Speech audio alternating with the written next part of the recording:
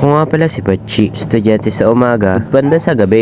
Ngayong araw nga ay 6 na lang kami ditong tira sa BFP. Yung iba sa mga kasamahan namin, sinama ng mga SRF kasi may activity sila sa labas. Kaya kami na lang yung natira. Wala nga kami masyadong ginagawa dito kaya may napansin ako. Napansin ko yung dating katawan ko dito sa gallery. Ang ganda pala dati ng katawan ko. Ngayon ko lang napansin na tumataba na pala ako. Dati 60 kilos lang ako, ngayon 75 kilos na ako. Tingnan mo naman yung tiyan ko. Siya na ngayon nauuna pag naglalakad ako. Gusto ko ulit i-achieve yung ganong katawan. Gusto ko nga i-challenge yung sarili ko. Dahil 4 weeks naman kami dito sa BFP, ay mag-i-exercise ako habang walang ginagawa. Dito nga sa BFP ay may mga gamit sila na pang gym. Kaya mas lalong ginaganahan ako mag-exercise. Ito nga ang ginagawa ko, hindi ko alam kung anong tawag dito. Pero masakit yan sa tiyan. Nag 3 sets nga pala ako dito. Sa isang set, 20. Kaya bali 60 lahat. Medyo masasakit nga ang katawan ko niyan. Kasi kahapon, alam mo na, nahiya nga ako sa sarili ko noon. Kasi ang sabi ng kapatid ko, ang pangit na daw ng katawan ko. Para daw akong tatay na lasinggero. Pero hindi naman ako umiinom. Malakas lang talaga akong kumain. Lalo na kapag masarap yung ulam. Kasi pag nag-1 rice lang ako ay sumasakit talaga yung ulo ko. Hindi ko talaga kasi kaya mag-diet. Ang hirap kaya.